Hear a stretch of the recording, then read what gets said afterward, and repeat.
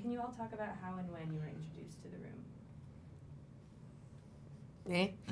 I had heard about it for years through friends, but had never seen the whole thing until he texted me and sent me a text. Was like, "Hey, do you know The Room?" And I was like, "I mean, yeah, kind of." And he's like, "I want you to play Lisa." And then I went and watched it, and I sat in my apartment and watched it by myself, which is not the best way to watch The Room because it's so extraordinary that I was like sitting there screaming at the TV by myself, like trying to like clutch people that weren't there to be like, "Oh my God, I can't believe this is happening," and then it was I was in. I've known Ari for years. I don't think we'd ever worked together, at least not directly, and I just knew. I just knew that, like, I mean, our whole way of going in this movie was like, how do we get the best actors to then perform in the movie that like has some of the worst performances ever? And so she was right up that alley. So honored. I don't know how I feel. And he's like, I just else. knew that she had to be the one. Yeah. No, but it was maybe the greatest cinematic honor of my life.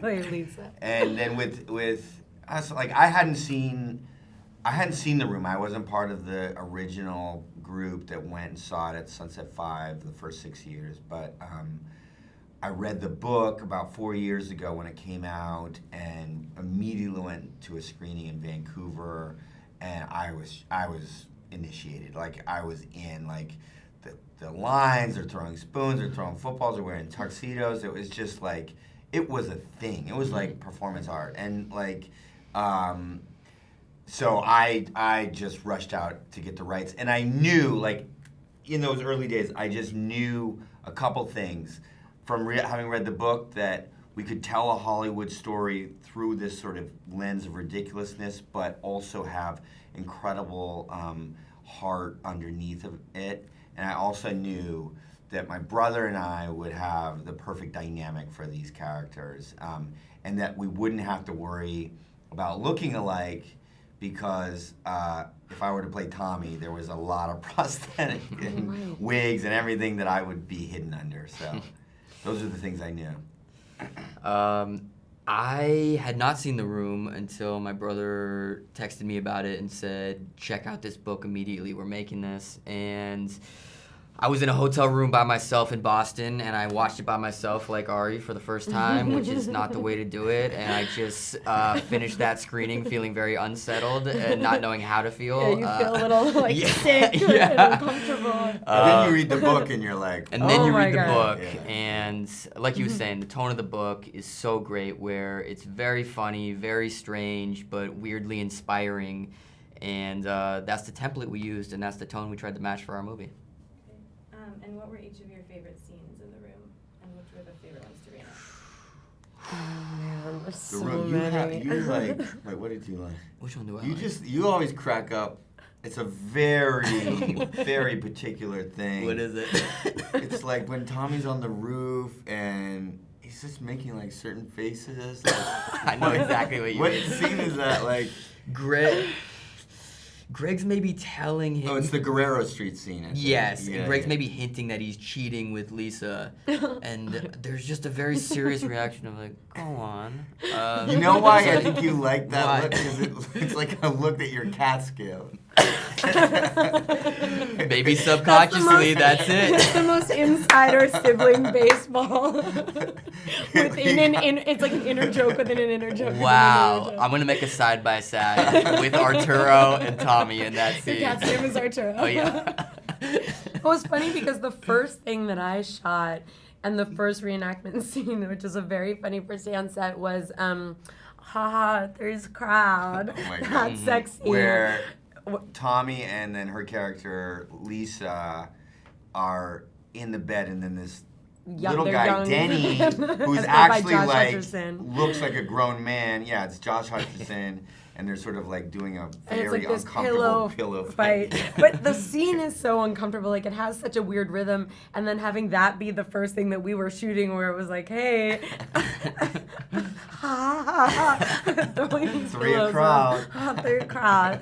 I also love the scene when they're in San Francisco and they're at the cafe and you see like 4 random extras order their meal and Like you're full just orders.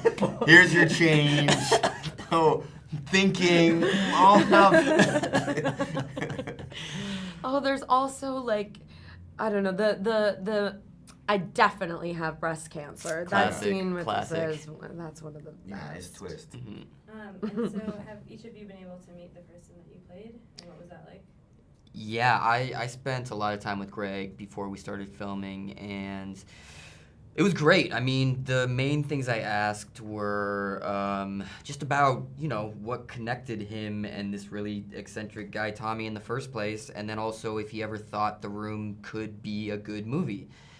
And so we try to, you know, explore both of those things in our movie where at first you see that Greg is this struggling actor and no one in his life believes in him, and he finds this friend who really encourages him and tells him he can be the next James Dean. And when, you know, when you're going after something as hard as making it in acting, it's nice to have a teammate, you know, encouraging you. And then in terms of whether or not he thought The Room was going to be good, he claims that he didn't really, but I don't know. I think about just being a young actor and just getting on any kind of set and just how amazing that feeling is, and just going in with just blind optimism and just having to think like, you can't help it. You think like whatever you're doing, this could not only be good, this could like win awards and like, so I understand that feeling because I've, you know, been a part of something that I thought was great and then turned out like shit. As have we all. Yeah. And I talked to Juliet on the phone before we started shooting, and I think in a way, like when you go to the big screenings, she sometimes gets the, you know, the short end of the stick. People can say really cruel things and really poke a lot of fun at her, and and talking to her, she is the warmest, most loving, sweetest, kindest, you know, was so young at the time and had never been on a movie before, and so it was just important to me when we were doing it to try to in whatever little way show like the dignity and loveliness that she had, which was she, you know, was like really trying her best and wanted to make it great in that same way, really cared about it.